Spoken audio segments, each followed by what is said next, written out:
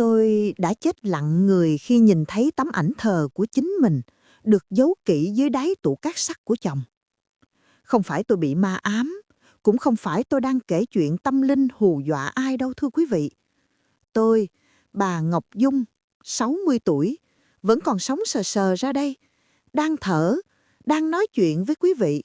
Mà chồng tôi, cái người đầu ấp tay gối hơn 30 năm qua, đã âm thầm đặt làm di ảnh cho tôi từ 6 tháng trước. Cái khung hình bằng gỗ đen bóng loáng, khuôn mặt tôi trong đó cười tươi rói, nhưng nhìn vào thì lạnh toát cả sống lưng. Kèm theo đó là một tờ giấy viết tay, nét chữ nghiêng nghiêng quen thuộc của chồng tôi, ghi vỏn vẹn một dòng: ngày giỗ đầu của bà Dung, mong mọi chuyện trót lọt. Tôi rụng rời tay chân. Chiếc chìa khóa cát sắt tôi vừa lén lấy trộm rơi xuống sàn nhà, tạo nên một tiếng động chói tai, xé toạc màn đêm tĩnh mịch của căn biệt thự rộng thênh thang này. Hóa ra, ông ấy không chỉ ngoại tình, mà còn đang đếm ngược từng ngày chờ tôi xuống lỗ. Chào quý vị, tôi là Ngọc Dung, dân Sài Gòn gốc. Năm nay tôi vừa tròn 60 tuổi. Cái tuổi mà người ta hay nói là được an yên hưởng phước, con cháu đề huề, sáng đi tập dưỡng sinh, chiều về tưới cây tỉa lá. Nhìn bề ngoài, ai cũng bảo tôi sướng. Chồng tôi là ông Vĩnh, một doanh nhân có tiếng trong ngành xuất khẩu thủy hải sản. Tuy đã về hưu, nhưng uy danh vẫn còn đó. Hai đứa con tôi đều đã định cư ở nước ngoài, thành đạt và giàu có. Tôi sống trong căn biệt thự ở khu Thảo Điền. Ra đường có tài xế đưa đón, về nhà có người giúp việc lo cơm nước. Cuộc đời tôi nhìn vào phẳng lặng như mặt hồ mùa thu, không một gợn sóng. Nhưng có ở trong chăn mới biết chăn có rận. Mà con rận nhà tôi nó không chỉ cắn ngứa, nó cắn nát tâm can tôi suốt bao nhiêu năm nay, mà tôi vẫn phải cắn răng ngậm bồ hòn làm ngọt. Đêm nay là đêm kỷ niệm 35 năm ngày cưới của tôi với ông Vĩnh. Buổi tiệc hồi chiều diễn ra linh đình lắm. Ông ấy mặc bộ vest màu xám tro, cài cái nơ cổ lịch lãm, tay nâng ly rượu vang đỏ, miệng nói những lời đường mật cảm ơn tôi đã hy sinh cả thanh xuân để vun vén cho gia đình. Khách khứa vỗ tay rần rần. Mấy bà bạn già của tôi thì suýt xoa khen tôi tốt số, tu 10 kiếp mới lấy được ông chồng phong độ như ông Vĩnh. Tôi cười, nụ cười gượng gạo mà tôi đã tập luyện thành thục trước gương mỗi sáng. Tôi cười vì tôi biết đằng sau cái vẻ đạo mạo kia là một con người hoàn toàn khác. Câu chuyện bắt đầu từ 3 tháng trước, khi tôi vô tình phát hiện chồng mình hay lén lút gọi điện thoại trong phòng tắm lúc nửa đêm. Ban đầu, tôi nghĩ chắc ông ấy có nhân tình bên ngoài. Đàn ông có tiền, lại phong độ như ông ấy. Chuyện trăng hoa ong bướm tôi cũng không lạ. Tôi đã từng nhắm mắt làm ngơ vài lần hồi tôi còn trẻ. Vì con cái, vì cái sĩ diện của hai bên gia đình. Nhưng lần này thì khác. Ông ấy không nói chuyện tình cảm ước ác. Giọng ông ấy gấp gáp, lo âu. Và tôi nghe loáng thoáng những từ như sang tên, thừa kế, bệnh án. Linh tính của một người đàn bà mách bảo tôi rằng có chuyện chẳng lành đang ập tới. Tôi bắt đầu để ý kỹ hơn những hành động của chồng mình. Ông ấy hay giục tôi đi khám sức khỏe tổng quát ở một phòng khám tư nhân lạ hoắc mà ông ấy quen biết, thay vì bệnh viện quốc tế tôi vẫn hay đi.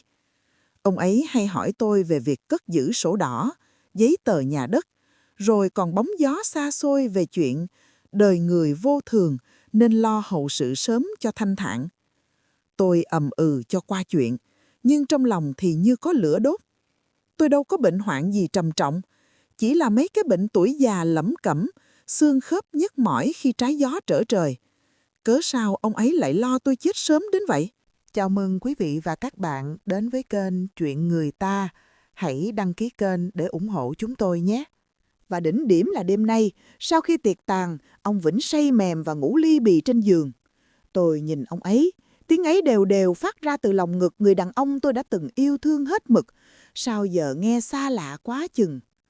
Tôi nhớ tới chùm chìa khóa két sắt ông ấy luôn giữ khư khư bên mình. Đêm nay, vì say bí tỉ, ông ấy đã vắt cẩu thả chiếc quần tây có đeo chùm chìa khóa lên lưng ghế. Cái két sắt đó nằm trong phòng làm việc, nơi mà 10 năm nay tôi chưa từng được phép bước chân vào dọn dẹp. Ông ấy nói đó là nơi chứa tài liệu mật của công ty cũ, đàn bà con gái không được tò mò. Hồi xưa tôi tin, tôi ngoan ngoãn nghe lời. Nhưng đêm nay, ma xui quỷ khiến thế nào, tôi lại muốn biết bí mật trong đó là gì.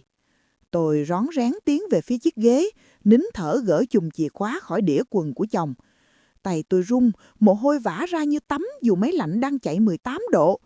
Tôi bước sang phòng làm việc, tra chìa vào ổ khóa. Một tiếng tách nhỏ vang lên, cánh cửa két sắt nặng nề hé mở. Bên trong không có tiền vàng chất đống như tôi tưởng, chỉ toàn là giấy tờ. Hồ sơ bệnh án mang tên tôi nhưng lại chẩn đoán tôi bị trầm cảm nặng, có xu hướng tự sát và mất năng lực hành vi dân sự. Trời đất ơi, tôi tỉnh táo minh mẫn thế này mà ông ấy dám làm giả hồ sơ bệnh án cho tôi sao? Tôi lật tiếp xuống dưới là một xấp giấy tờ chuyển nhượng tài sản. Căn biệt thự này, mấy lô đất ở Vũng Tàu và cả số cổ phần tôi đứng tên, tất cả đều đã có sẵn chữ ký của tôi. Chữ ký giả mạo, nó giống chữ ký thật của tôi đến 99%. Nếu không phải chính tôi nhìn vào thì chắc không ai nhận ra sự khác biệt ở cái nét mốc cuối cùng. Và rồi tôi thấy cái hộp cắt tông nhỏ nằm tuốt trong góc. Tôi lồi nó ra. Bên trong là tấm ảnh thờ và tờ giấy viết tay mà tôi đã kể cho quý vị nghe ở đầu câu chuyện đó. Lúc đó tôi không khóc nổi. Nước mắt nó chảy ngược vào trong, mặn chát và đắng nghét. Tôi ngồi bệt xuống sàn nhà, dựa lưng vào chân bàn làm việc lạnh lẽo. Đầu óc tôi quay cuồng như chong chóng. Hóa ra, ông Vĩnh không chỉ muốn ly hôn hay cướp tài sản, ông ấy muốn tôi biến mất hoàn toàn một cách hợp pháp và hợp lý. Nếu tôi chết hoặc bị tống vào trại tâm thần, ông ấy sẽ đường hoàng hưởng trọn gia tài này và rước người đàn bà khác về. À, phải rồi, còn một xấp hình nữa tôi chưa kịp xem kỹ. Tôi lôi ra, soi dưới ánh đèn pin của điện thoại. Trong hình là chồng tôi đang bế một thằng bé kháu khỉnh chừng 5-6 tuổi. Bên cạnh là một cô gái trẻ măng, chắc chỉ bằng tuổi con gái út của tôi. Họ cười rạng rỡ, hạnh phúc như một gia đình kiểu mẫu. Lật mặt sau tấm hình, dòng chữ ghi ngày tháng khiến tôi chết sững. 5 năm trước, thằng bé đó đã 5 tuổi. Tức là ông ấy đã lừa dối tôi, nuôi vợ bé con riêng suốt 6-7 năm nay mà tôi không hề hay biết một chút gì.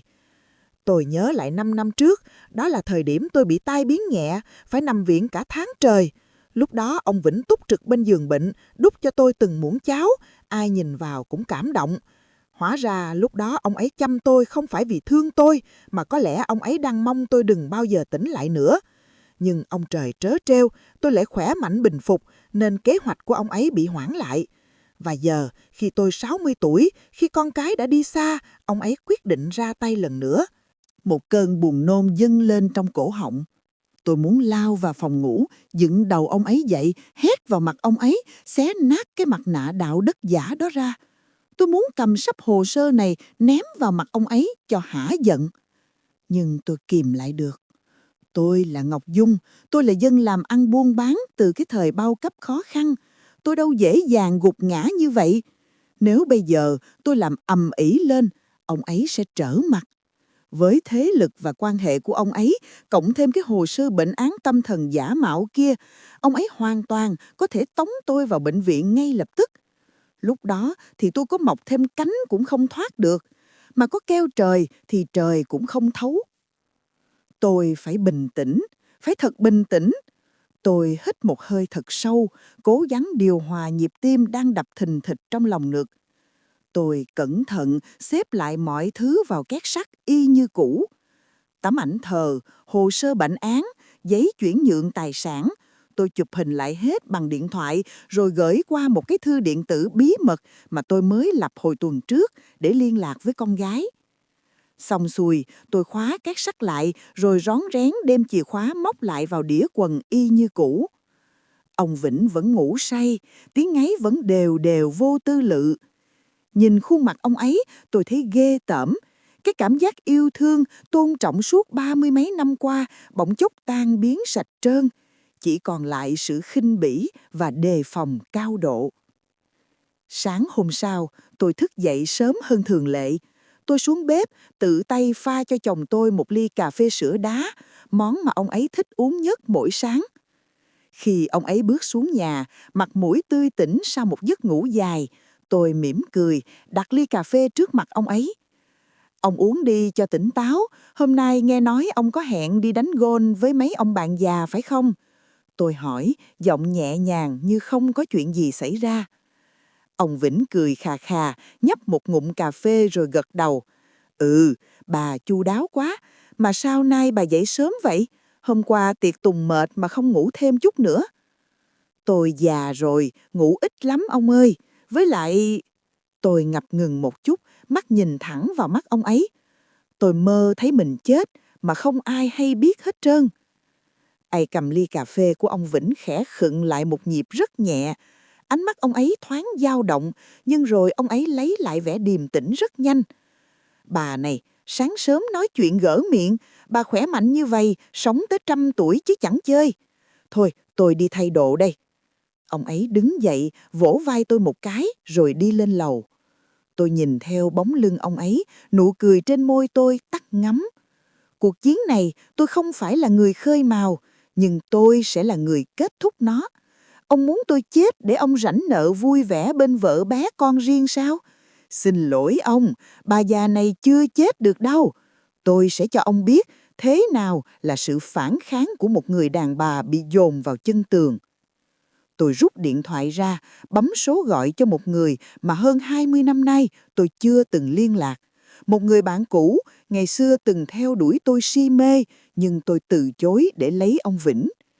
Bây giờ, người đó là một luật sư nổi tiếng ở Sài Gòn, chuyên giải quyết những vụ ly hôn ngàn tỷ. Alo, anh Quang phải không? Em là Dung đây, em cần anh giúp, một việc sống còn. Dung nhìn kỹ lọ thuốc này đi. Đây không phải là thực phẩm chức năng bổ não của Mỹ như Lão Vĩnh nói với em đâu. Đây là thuốc ức chế thần kinh loại nặng, chuyên dùng cho bệnh nhân tâm thần phân liệt có xu hướng bạo lực. Câu nói của anh Quang như một gáo nước sôi tạt thẳng vào mặt tôi. Tôi đánh rơi lọ thuốc xuống mặt bàn kính, những viên thuốc màu xanh ngọc nhỏ xíu lăn lóc khắp nơi. Tay tôi run bần bật, không phải vì lạnh mà vì sợ hãi tột độ. Hóa ra, cơn đau đầu triền miên và những lúc nhớ quên quên của tôi suốt 2 tháng nay không phải do tuổi già. Chính tay người chồng đầu ấp tay gối đã tiêm thuốc độc vào người tôi mỗi ngày, biến tôi từ một người đàn bà sắc sảo thành một kẻ ngớ ngẩn để hợp thức hóa cái hồ sơ bệnh án tâm thần giả mạo kia. Trời ơi, lòng người còn độc hơn cả rắn rết. Tôi ngồi đối diện với anh Quang trong một quán cà phê vắng người nằm sâu trong hẻm nhỏ quận 3.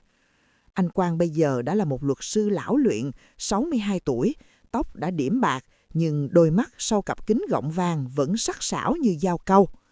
20 năm không gặp, anh ấy vẫn giữ cái vẻ điềm đạm, chắc chắn khiến người ta tin cậy. Tôi đã lén lấy lọ thuốc mà ông Vĩnh bắt tôi uống mỗi sáng và mỗi tối đem đến đây. Ông ấy luôn miệng nói đây là thuốc quý, nhờ bạn xách tay từ nước ngoài về để bồi bổ cho tôi. Tôi tin chồng, uống đều đặn không bỏ bữa nào. Thảo nào dạo gần đây tôi hay buồn ngủ, tay chân bủn rủn, đầu óc cứ mụ mị đi. Có lúc tôi để quên nồi cá kho trên bếp cháy khét lẹt mà không hay biết. Lúc đó ông Vĩnh còn giả lả mắng yêu tôi, rồi tỏ vẻ lo lắng cho trí nhớ của tôi trước mặt người giúp việc. Hóa ra đó là một màn kịch được dàn dựng công phu. Anh Quang nhặt một viên thuốc lên, xoay xoay trên đầu ngón tay, giọng trầm xuống. Lão Vĩnh tính toán kỹ lắm Dung à. Nếu bây giờ Dung ly hôn, tài sản chia đôi, lão mất một nửa giang sơn. Nhưng nếu em bị tuyên bố mất năng lực hành vi dân sự do bệnh tâm thần, lão sẽ nghiễm nhiên trở thành người giám hộ hợp pháp của Dung. Lúc đó, lão toàn quyền định đoạt tài sản của em. Muốn bán nhà, bán đất, chuyển tiền đi đâu cũng được mà không cần chữ ký của em. Còn Dung, em sẽ bị tống vào trại tâm thần, sống mòn mỏi ở đó cho đến chết. Một kế hoạch hoàn hảo, không tốn một giọt máu. Tôi nghe mà lạnh toát sống lưng. Nước mắt tôi trào ra, nghẹn đắng ở cổ họng. Tôi đã sống hết lòng vì chồng con, sao ông trời lại để tôi rơi vào cái hoàn cảnh trớ trêu, nghiệt ngã đến thế này? Bây giờ em phải làm sao hả anh Quang? Em không muốn vào trại thương điên. Em muốn kiện nó. Em muốn tống cổ nó vào tù. Tôi siết chặt tay, móng tay bấm vào da thịt, đau nhói. Anh Quang lắc đầu, đặt bàn tay ấm nóng lên tay tôi trấn an. Dung bình tĩnh. Bây giờ chưa phải là lúc lật bài ngửa. Trong tay em mới chỉ có mấy tấm hình chụp lén, chưa đủ sức nặng trước tòa đâu. Lão ta có tiền, có quan hệ, lại có cả hồ sơ bệnh án, dù là giả, chứng minh em bị điên. Nếu Dung làm ầm ĩ lên lúc này, lão sẽ vin vào đó nói em phát bệnh, rồi cưỡng chế em đi viện ngay lập tức. Lúc đó tôi cũng không cứu kịp Dung đâu. Vậy em phải ngồi im chờ chết sao? Không, mình sẽ tương kế tụ kế. Mắt anh Quang lóe lên một tia sáng lạnh lùng. Nó muốn em điên, thì Dung hãy diễn vai người điên cho nó xem. Em hãy giả vờ như thuốc đã ngấm. Hãy tỏ ra lẩn thẩn, quên trước quên sau nhiều hơn nữa để lão chủ quan. Nhưng tuyệt đối không được uống viên thuốc nào nữa. Về nhà, Dung tìm cách giấu thuốc đi hoặc nhổ ra khi lão không để ý. Song song đó, tôi sẽ cho người điều tra con bồ nhí và đứa con riêng của lão. Chúng ta cần bằng chứng ngoại tình xác thực và bằng chứng lão tẩu tán tài sản. Em cần gắn camera quay lén và máy ghi âm trong phòng làm việc. Phải bắt tận tay dây tận trán thì mới thắng được con cáo già này. Anh Hoàng đưa cho tôi một cái bút máy màu đen và một cái kẹp áo nhỏ xíu. Đây là bút ghi âm và camera ngụy trang. Dùng cài lên túi áo hoặc để trên bàn làm việc. Pin dùng được 3 ngày. Cẩn thận, đừng để lão phát hiện. Tôi cầm những món đồ điệp viên mà trước giờ tôi chỉ thấy trên phim ảnh, lòng nặng trĩu nhưng cũng đầy quyết tâm. Tôi tạm biệt anh Quang, đón xe ôm công nghệ đi một vòng thành phố rồi mới dám về nhà để tránh bị theo dõi. Về đến căn biệt thự, trời đã sập tối. Căn nhà rộng thênh thang nhưng lạnh lẽo như một cái hầm mộ. Ông Vĩnh đang ngồi ở phòng khách xem thời sự. Thấy tôi về, ông ấy hạ thấp tờ báo xuống, ánh mắt dò xét. Bà đi đâu cả ngày nay vậy? Gọi điện thoại cũng không bắt máy, làm tôi lo quá chừng. Tôi hít một hơi thật sâu, nhớ lời dặn của anh Quang. Tôi cố làm ra vẻ mặt ngơ ngác, mệt mỏi, tay day day thái dương. Tôi đi chùa cầu an, mà sao đầu óc tôi nay cứ quay cuồng, đi tới ngã tư mà quên mất đường về nhà, phải hỏi thăm mãi mới mò về được tới đây. Chắc tôi già thật rồi ông ơi. Nghe tôi nói vậy, khóe môi ông Vĩnh nhếch lên một nụ cười hài lòng kín đáo, nhưng giọng điệu thì vẫn đầy vẻ quan tâm giả tạo. Khổ thân bà chưa? Đã bảo ở nhà nghỉ ngơi, thuốc men cho đều đặn thì không nghe. Thôi, bà lên tắm rửa đi rồi xuống ăn cơm. Tối nay tôi dặn con Lài nấu món canh chua cá lóc bà thích đó. Bữa cơm tối diễn ra trong không khí căng thẳng đến nghẹt thở. Tôi cố gắng nuốt từng miếng cơm mà cảm giác như đang nhai rơm rạ. Ông Vĩnh liên tục gắp thức ăn cho tôi, ánh mắt ân cần nhưng tôi chỉ thấy rợn người. Ăn xong như thường lệ, ông ấy đích thân đi lấy thuốc và nước ấm mang đến tận bàn cho tôi. Bà uống thuốc đi rồi đi ngủ sớm. Thuốc này tốt lắm, uống vào ngủ ngon, sáng dậy đầu óc minh mẫn. Ông ấy đặt 2 viên thuốc màu xanh và ly nước trước mặt tôi, rồi ngồi xuống ghế đối diện, khoanh tay nhìn chằm chằm chờ đợi. Ánh mắt ông ấy như một con thú săn mồi đang quan sát con mồi của mình dính bẫy. Tim tôi đập thình thịch. Làm sao đây? Tôi không thể uống thứ độc dược này nữa, nhưng nếu không uống, ông ấy sẽ nghi ngờ ngay. Sao vậy? Bà uống đi chứ, để lâu thuốc hả hơi hết tác dụng. Ông Vĩnh dục, giọng bắt đầu có chút gắt gỏng.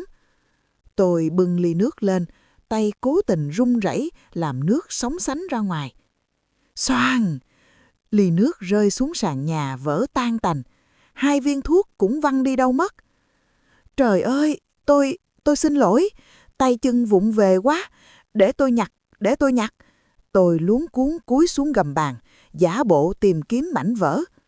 Ông Vĩnh tặc lưỡi, vẻ mặt bực bội nhưng không nghi ngờ gì nhiều. Ông ấy đứng dậy. Thôi, bà đừng đụng vào đứt tay bây giờ. Để đó tôi gọi con Lài lên dọn. Bà lên phòng nghỉ đi, lát tôi lấy liều thuốc khác cho bà uống.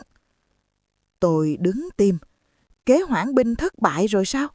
Nếu ông ấy lấy liều khác bắt tôi uống ngay tại chỗ thì tôi trốn đường nào? Thôi ông ơi, tôi ôm bụng, mặt nhăn nhó. Tự nhiên tôi thấy đau bụng quá, chắc tại hồi chiều ăn bún riêu lề đường. Giờ uống thuốc vào sợ nó kỵ nhau. Cho tôi khất bữa nay nha, mai tôi uống bù. Tôi vừa nói vừa ôm bụng đi nhanh về phía cầu thang, không dám quay đầu lại nhìn sắc mặt của ông Vĩnh. Được rồi, tùy bà, mà nhớ mai phải uống gấp đôi đó. Tiếng ông Vĩnh vọng theo, lạnh lùng và đe dọa. Tôi chạy ào vào phòng ngủ, khóa trái cửa lại, dựa lưng vào cánh cửa gỗ dày mà thở dốc. Mồ hôi lạnh toát ướt đẫm lưng áo. Tôi đã thoát được một kiếp nạn, nhưng ngày mai, ngày kia thì sao? Tôi không thể dùng mãi cái chiêu đau bụng hay làm vỡ ly được. Đêm đó, tôi nằm trằn trọc, không sao ngủ được, dù đã giả vờ ngáy đều để đánh lừa ông Vĩnh nằm bên cạnh. Khoảng 2 giờ sáng, điện thoại của ông Vĩnh rung lên bần bật trên tủ đầu giường.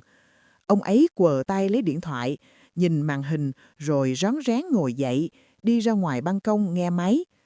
Tôi nằm im thiêm thiếp, nín thở lắng nghe. Cửa ban công khép hờ, gió đêm lùa vào, mang theo những câu nói đứt quãng nhưng rõ mồn một của chồng tôi.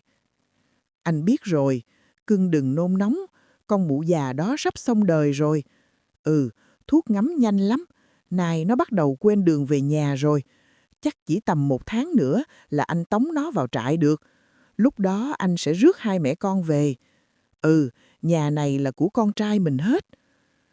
Từng câu từng chữ như những mũi kim châm vào tim tôi rỉ máu. Sự tàn nhẫn của ông ấy vượt xa sức tưởng tượng của tôi. Ông ấy không chỉ muốn cướp tiền, ông ấy muốn cướp cả mạng sống và danh dự của tôi để dọn đường cho đứa con hoang kia. Tôi cắn chặt môi để không bật ra tiếng khóc. Trong bóng đêm, tôi sờ tay xuống dưới gối, chạm vào cây bút ghi âm mà tôi đã lén bật lên từ lúc ông Vĩnh bước ra khỏi giường. Được lắm ông Vĩnh, ông muốn chơi ván bài sinh tử này, tôi sẽ chơi với ông tới cùng. Nhưng người vào trại tâm thần chắc chắn không phải là tôi. Sáng hôm sau, tôi vừa bước ra khỏi phòng tắm thì ông Vĩnh đã đứng lù lù chặn cửa, tay cầm sẵn ly nước và 2 viên thuốc màu xanh. Hôm qua bà nợ, sáng nay uống liều mạnh này đi cho tôi nhờ. Dạo này bà lú lẫn lắm rồi đó. Lão gằn giọng, ánh mắt dán chặt vào tôi không rời. Tôi biết không thể giở trò đau bụng như tối qua được nữa. Tôi ngoan ngoãn cầm lấy thuốc, bỏ vào miệng, uống một ngụm nước cái ực, rồi há miệng ra cho lão xem. Thấy miệng tôi trống trơn, lão mới hài lòng quay lưng đi xuống nhà. Lão vừa khuất bóng, tôi lập tức nhổ 2 viên thuốc nãy giờ vẫn giấu nhẹm dưới rễ lưỡi vào tờ khăn giấy, vứt tọt vào bồn cầu xả nước. Nhân lúc lão đang ăn sáng dưới nhà, tôi lẻn vào phòng làm việc của ông ấy. Tim tôi đập như muốn văng ra khỏi lồng ngực. Tôi nhanh chóng gắn cái camera ngụy trang hình kẹp áo lên giá sách, hướng thẳng vào cái két sắt và bàn làm việc. Vừa bước ra khỏi phòng, tôi giật mình suýt hét lên. Ông Vĩnh đang đứng lù lù ngay hành lang, 2 mắt đỏ ngầu nhìn tôi chằm chằm. Bà vào phòng làm việc của tôi làm cái gì? Giọng ông ấy khàn đặc đầy vẻ nghi ngờ. Tôi cứng họng, máu trong người tôi như đông cứng lại. Chẳng lẽ tôi bị lộ rồi sao? Khi ông Vĩnh gầm lên, bà làm gì trong đó? Tim tôi như ngừng đập. Nhưng bản năng sinh tồn đã cứu tôi. Tôi nhớ lời anh Quang dặn, phải diễn cho sâu. Tôi từ từ quay lại, mắt lờ đờ, miệng cười hệt hệt, tay chỉ trỏ lung tung vào hư không. Ông ơi, bướm bướm, có con bướm bướm đậu trên vai ông kìa, đẹp quá, hi hi. Ông Vĩnh sững người lại.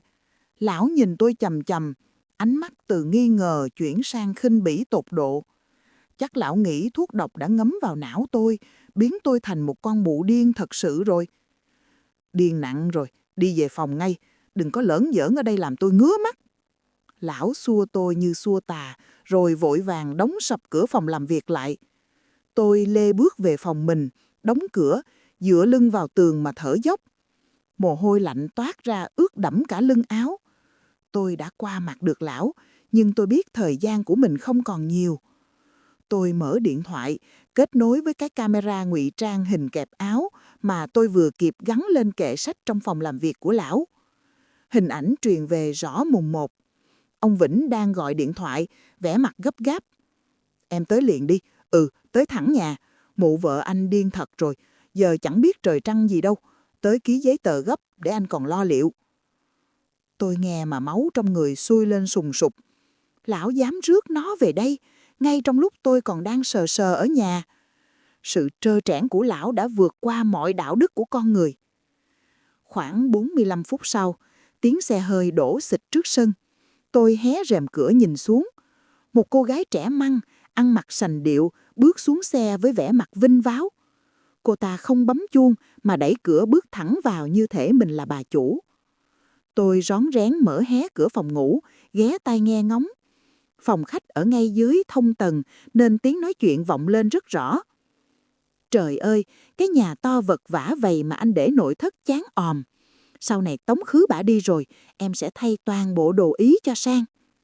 Giọng cô ta nũng nịu nhưng đầy toán tính.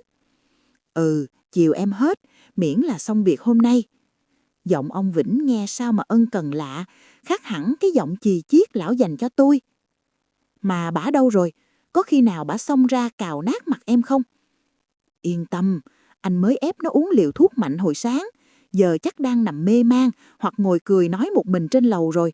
Anh khóa cửa cầu thang rồi, nó không xuống được đâu. Tôi giật mình kiểm tra lại cửa phòng. Đúng là lão đã lén chốt cái cửa sắt ngăn cách tầng 1 và tầng 2 từ lúc nào. Tôi bị nhốt lỏng ngay trong chính căn nhà của mình. Qua camera trong phòng làm việc, lão và cô ta đã di chuyển vào đó để mở các sắt. Tôi thấy rõ mồn một cảnh tượng đau lòng.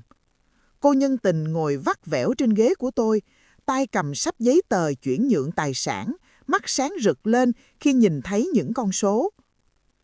Kỹ vào đây, em là người làm chứng. Với cái giấy chứng nhận tâm thần này của bả, cộng thêm chữ ký của em xác nhận bả đã đồng ý chuyển nhượng trước khi phát bệnh, thì bố bảo tòa án cũng không bắt bẻ được. Ông Vĩnh cười khanh khách, nụ cười của quỷ dữ. Anh thông minh quá à, vậy chừng nào mình đưa bả đi? Ông Vĩnh trầm ngâm một chút rồi nói, giọng lạnh tanh. Đêm nay luôn, anh không đợi được nữa. Để nó ở nhà lỡ con cái nó gọi về hay hàng xóm qua chơi thấy nó ngơ ngơ ngáo ngáo lại sinh nghi. Anh đã gọi cho bên dịch vụ chăm sóc đặc biệt rồi. Tụi nó sẽ tới hốt bả đi trại điên ở Đồng Nai ngay trong đêm. Vào đó rồi, sống chết có số, ai mà quan tâm. Tôi chết lặng, chiếc điện thoại trên tay suýt rơi xuống đất. Đêm nay, bọn chúng muốn bắt tôi đi ngay đêm nay sao? Tôi nhìn đồng hồ, đã 4 giờ chiều, chỉ còn vài tiếng nữa là trời tối. Tôi vội vàng lưu lại đoạn video bằng chứng đó gửi ngay cho anh Quang. Tay tôi run đến mức gõ sai mật khẩu mấy lần. Tin nhắn gửi đi kèm dòng chữ ngắn gọn. Cứu em, tụi nó bắt em đêm nay. Gửi xong, tôi xóa sạch dấu vết trên điện thoại, giấu kỹ nó vào lớp áo lót sát người để phòng lát nữa có giằng co cũng không bị rơi mất hoặc bị bọn chúng cướp lấy. Tôi phải tìm cách thoát ra khỏi tầng 2 này, hoặc ít nhất là kéo dài thời gian chờ anh Quang tới. Tôi nhìn quanh phòng, cửa ra hành lang bị khóa chốt ngoài, cửa sổ thì có khung sắt bảo vệ kiên cố. Tôi như cá nằm trên thớt. Đột nhiên, tôi nghe tiếng bước chân thình thịch đi lên cầu thang, tiếng chìa khóa lách cách mở cửa sắt. Là ông Vĩnh, lão lên kiểm tra tôi. Tôi nhanh chóng vò đầu bứt tóc cho rối bù, lấy son môi bôi nhoe nhoét lên mặt, rồi ngồi thu lu trong góc phòng, mắt trợn ngược nhìn lên trần nhà. Cánh cửa phòng bật mở, ông Vĩnh bước vào, theo sau là mùi nước hoa nồng nặc của cô nhân tình. Ả ta cũng tò mò mò lên xem mặt mũi bà vợ điên ra sao. Chu cha, nhìn bả gớm chưa kìa anh. Cô ta biểu môi, ánh mắt đầy vẻ khinh miệt và ghê tởm. Ông Vĩnh tiến lại gần, lấy chân đá nhẹ vào chân tôi. Này, dậy, giả chết hả? Tôi vẫn ngồi im, miệng lầm bầm. Trả con cho tôi. Con tôi đâu? Đừng bắt con tôi. Tôi diễn lại cảnh ngày xưa tôi bị mất đứa con đầu lòng. Nỗi đau đó là thật, nên nước mắt tôi trào ra giàn giụa. Ông Vĩnh quay sang cô bồ, cười nhạt. Thấy chưa, điên nặng rồi. Kiểu này vô trại chích điện mấy bữa là quên sạch sành xanh mình là ai ngay. Thôi đi xuống đi anh, nhìn bả em nổi da gà, hôi hám quá. Cô ta kéo tay ông Vĩnh. Ông Vĩnh gật đầu, nhưng trước khi đi, Lão cúi xuống thì thầm vào tai tôi, giọng điệu đe dọa. Mày ráng hưởng thụ nốt mấy tiếng đồng hồ trong cái phòng máy lạnh này đi. Tối nay tao cho mày đi nghỉ dưỡng dài hạn. Lão cười sằng sặc, rồi dắt cô bồ đi ra, khóa trái cửa phòng lại một lần nữa. Tiếng cười của đôi giang phu dâm phụ xa dần, để lại tôi trong căn phòng lạnh lẽo với nỗi sợ hãi tột cùng. Tôi biết mình không thể chờ chết. Tôi lao vào nhà vệ sinh, tìm mọi thứ có thể làm vũ khí. Một chai nước tẩy bồn cầu, một cái cây chà sàn bằng inox. Tôi giấu chúng dưới gầm giường. Thời gian trôi qua chậm chạp như tra tấn từng dây thần kinh của tôi. Trời bắt đầu sập tối, căn biệt thự chìm dần vào bóng đêm. Đúng 7 giờ tối, tiếng chuông cửa lại vang lên. Nhưng lần này không phải tiếng chuông khách khứa bình thường, mà là tiếng chuông dồn dập, gấp gáp. Tôi áp tai vào cửa, tiếng ông Vĩnh vọng lên. Mấy chú tới rồi hả? Tốt, tốt, nó đang ở trên lầu, quậy phá nãy giờ ghê lắm. Mấy chú lên trói nó lại, mang đi liền cho tôi. Có tiếng bước chân rầm rập của nhiều người đi lên cầu thang. Không phải một người, mà là 2, 3 người đàn ông. Giọng nói ồm ồm thô lỗ vang lên. Yên tâm đi anh Vĩnh, tụi tôi chuyên trị mấy ca này mà. Tiêm một mũi là ngoan như cún ngay. Tim tôi đập thình thịch như muốn vỡ tung lòng ngực. Chúng đến rồi, những kẻ mặc áo blouse trắng nhưng tay cầm kim tiêm độc dược. Tôi lùi lại, tay nắm chặt chai nước tẩy bồn cầu đã mở nắp. Đây là trận chiến cuối cùng. Nếu tôi bị bắt đi đêm nay, coi như cuộc đời bà Ngọc Dung chấm hết. Cánh cửa phòng rung lên bần bật, tiếng chìa khóa tra vào ổ lách cách.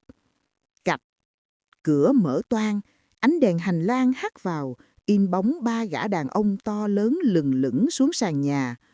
Ông Vĩnh đứng sau cùng, chỉ tay vào tôi hét lớn. Bắt lấy nó! Mũi kim tiêm nhọn hoắt, sáng loáng dưới ánh đèn ngũ vàng vọt, chỉ còn cách bắp tay tôi đúng một đốt ngón tay. Gã đàn ông mặc áo blouse trắng nghiến răng, đè chặt lấy vai tôi, hơi thở hôi rình phả vào mặt. Nằm im, tiêm một cái là ngủ ngon ngay, không đau đâu bà già. Tôi gào lên tuyệt vọng, tay cua loạn xạ chai nước tẩy bồn cầu tạt thẳng vào mặt hắn. Hắn hét lên đau đớn, ôm mặt lùi lại. Ông Vĩnh đứng ở cửa, mặt đỏ gay gắt, gầm lên. Đồ ăn hại, bắt lấy nó, trói nó lại ngay cho tao. Ngay khoảnh khắc gã còn lại lao vào định bẻ tay tôi, thì từ dưới nhà vọng lên một tiếng động lớn. Tiếp theo là những tiếng bước chân rầm rập chạy lên cầu thang. Đám người ông Vĩnh chưa kịp hiểu chuyện gì, thì vài bóng người từ phía sau ập tới, gạt phăng ông Vĩnh sang một bên và lao thẳng vào phòng. Tất cả đứng im, công an đây! Tiếng hô đanh thép vang lên như sấm nổ bên tai. Tôi mở choàng mắt, chưa kịp hoàn hồn thì thấy một toán người mặc sắc phục đã khống chế hoàn toàn cửa ra vào. Đi đầu là một viên sĩ quan nghiêm nghị, và ngay sau lưng anh ta không ai khác chính là anh Quang. Buông bại ra ngay! Anh Quang quát lớn, gương mặt đỏ bừng vì giận dữ, khác hẳn vẻ điềm tĩnh thường ngày. 2 gã đàn ông lại mặt hoảng hồn, giơ tay lên trời, mặt cắt không còn hột máu. Gã bị tôi tạt nước tẩy vào mặt thì đang nằm rên rỉ dưới sàn nhà. Riêng ông Vĩnh, lão ta đứng chôn chân tại chỗ, mặt mày xám ngoét như gà cắt tiết. Lão lắp bắp, cố vước vát chút uy quyền của một ông chủ nhà. Các anh làm cái gì vậy? Đây là nhà riêng của tôi đang chữa bệnh cho vợ tôi bị điên mà. Mấy người này là y tá tôi thuê về. Điên hay không thì về đồn rồi biết. Viên sĩ quan bước tới, ra hiệu cho cấp dưới còng tay 2 gã kia lại. Chúng tôi nhận được tin báo khẩn cấp về hành vi bắt giữ người trái pháp luật và cố ý gây thương tích. Mời ông về trụ sở làm việc. Anh Quang bước lên, giơ cao chiếc điện thoại của tôi mà anh đã nhận được dữ liệu từ đám mây. Ông Vĩnh, màn kịch hạ màn rồi. Đoạn video ông và cô nhân tình bàn bạc mưu mô tống vợ vào trại tâm thần, ép buộc chuyển nhượng tài sản đã được gửi thẳng cho cơ quan điều tra từ lúc chiều. Ông còn chối được sao? Nghe đến đây, chân ông Vĩnh khuỵu xuống. Lão sụp xuống sàn nhà, run rẩy như một con thú bị dồn vào đường cùng. Cái vẻ đạo mạo, phong lưu của một doanh nhân thành đạt biến mất sạch trơn. chỉ còn lại hình ảnh một kẻ tội phạm hèn hạ. Ngay lúc đó, từ dưới nhà vọng lên tiếng la hét chói tai. 2 chiến sĩ công an khác đang áp giải cô nhân tình đi lên. Cô ta mặt lem luốc phấn son, khóc lóc thảm thiết, vừa đi vừa vùng vẫy. Em không biết gì hết, là ổng xúi em, ổng bắt em làm, em chỉ tới chơi thôi mà. Tôi ngồi dậy, chỉnh lại áo sống xộc xạch. Cơn sợ hãi ban nãy bay biến đâu mất. Thay vào đó là một cảm giác nhẹ nhõm đến lạ kỳ. Tôi bước xuống giường, đi tới trước mặt ông Vĩnh. Lão ngước nhìn tôi, ánh mắt vang lơn cầu khẩn. Dung, bà ơi, bà nói với mấy ổng đi. Tôi là chồng bà mà. Tôi chỉ hồ đồ nhất thời thôi. Bà tha cho tôi lần này, tôi sẽ chia cho bà 1/2 tài sản. Tôi thề. Tôi nhìn lão, nhìn người đàn ông tôi đã dành cả tuổi thanh xuân để yêu thương và vun vén. Giờ đây, trong mắt tôi, lão chỉ là một người dân xa lạ và đáng thương hại. 1/2 tài sản ư? Tôi cười nhạt, giọng bình thản đến mức chính tôi cũng ngạc nhiên. Ông Vĩnh à, ông lầm rồi, tôi không cần tiền của ông. Cái tôi cần là sự tự do và công bằng. Ông không chỉ phản bội tôi, ông còn muốn giết tôi. Đó không phải là hồ đồ, đó là tàn độc. Rồi tôi quay sang viên sĩ quan. Nhờ các anh giải quyết theo đúng pháp luật, tôi sẽ làm đơn ly hôn đơn phương ngay ngày mai. Ông Vĩnh gào lên tuyệt vọng khi bị còng tay lôi đi. Cô bồ nhí thì nguyền rủa lão xà xả. Cả căn biệt thự ồn ào, náo loạn như một cái chợ vỡ. Nhưng trong lòng tôi lại tĩnh lặng như mặt hồ. 3 tháng sau, phiên tòa ly hôn và xét xử vụ án diễn ra nhanh chóng nhờ những bằng chứng thép mà anh Quang thu thập được. Ông Vĩnh nhận mức án 12 năm tù giam vì tội cố ý gây thương tích, bắt giữ người trái pháp luật và lừa đảo chiếm đoạt tài sản. Cô nhân tình cũng lãnh án tòng phạm. Về phần tài sản, tòa tuyên tôi được hưởng phần lớn gia sản do công sức đóng góp gây dựng từ thời Hàn Vi và khoản bồi thường thiệt hại tinh thần. Nhưng tôi bán hết. Tôi bán căn biệt thự đầy ắp kỷ niệm đau buồn đó, bán cả những mảnh đất mà ông Vĩnh từng dùng để khoe khoang với thiên hạ. Tôi dùng số tiền đó chia cho 2 đứa con ở Mỹ một ít làm vốn. Phần còn lại tôi gửi tiết kiệm dưỡng già và làm từ thiện cho một mái ấm nuôi người già neo đơn. Tôi mua một căn hộ chung cư cao cấp nhỏ nhắn bên bờ sông Sài Gòn, nơi có ban công rộng, trồng đầy hoa lan và nhìn ra dòng sông lộng gió. Chiều nay, tôi đứng ngoài ban công, tay cầm tách trà nóng, ngắm nhìn hoàng hôn buông xuống thành phố. Gió sông thổi bay mái tóc muối tiêu của tôi. Ở tuổi 60, lần đầu tiên trong đời, tôi cảm thấy mình thực sự được sống cho chính mình. Không còn phải nhìn sắc mặt chồng, không còn phải lo toan giữ gìn cái vỏ bọc hạnh phúc giả tạo, không còn nơm nớp lo sợ bị đầu độc trong chính ngôi nhà của mình. Điện thoại reo, là anh Quang gọi. Alo, Dung hả? Tối nay rảnh không? Anh mới tìm được quán bún riêu cua đồng ngon lắm, đúng vị Bắc ngày xưa em thích. Anh qua đón nhé. Tôi mỉm cười, nụ cười rạng rỡ từ tận đáy lòng. Dạ, em rảnh, anh qua đi. Tôi cúp máy, lòng nhẹ tênh. Cuộc đời này ngắn ngủi lắm, 60 tuổi chưa phải là dấu chấm hết. Nó là sự khởi đầu cho một chương mới. Một chương mà ở đó tôi là nhân vật chính, tự viết nên hạnh phúc của đời mình. Tôi đã đi qua cơn bão, và giờ là lúc tôi tận hưởng ánh bình minh rực rỡ của riêng mình. Câu chuyện đến đây là hết. Xin cảm ơn quý vị và các bạn đã lắng nghe. Đăng ký kênh, like và chia sẻ để chuyện người ta tiếp tục mang đến những câu chuyện hay nhé.